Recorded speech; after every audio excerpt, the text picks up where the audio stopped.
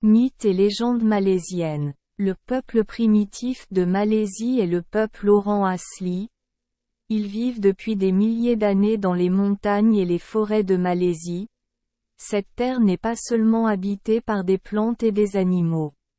Les plus anciennes forêts et montagnes du monde, pleines de mystères, sont le terrain de jeu des âmes, pleines de bienfaits et de vertus charitables. Les sites naturels exceptionnels, nombreux en Malaisie, sont entourés de légendes. On dit que l'île Tioman abrite une princesse dragon qui voulait y établir sa résidence, alors elle a fait flotter la terre au-dessus de l'eau.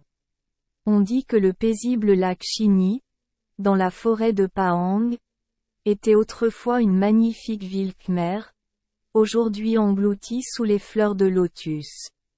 Le mont Ophir à Johor aurait été autrefois la résidence de Puteri Gunung Gledang, une princesse autrefois courtisée par le roi de Malacca. La beauté de la princesse à cette époque était comme la beauté naturelle de la montagne. L'île de Langkawi n'a pas une histoire aussi vivante, mais la malédiction d'une princesse soupçonnée à tort d'adultère est tombée ici et est l'un des mythes magiques les plus célèbres de Malaisie.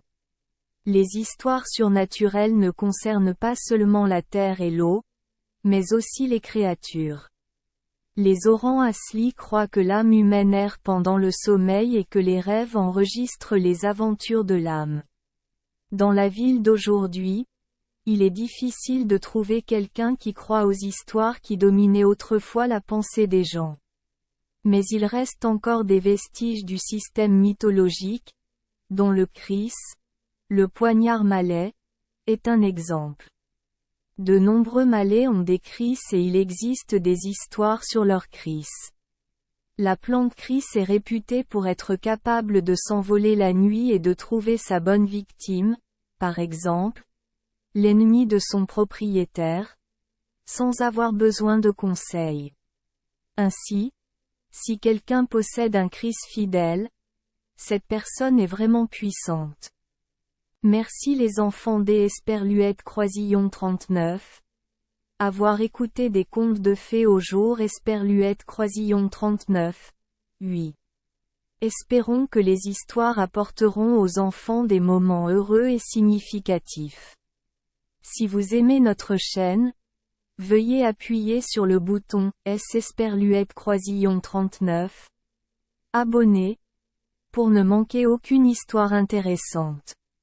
Je vous souhaite une bonne nuit de sommeil et de beaux rêves. Rendez-vous dans la prochaine histoire.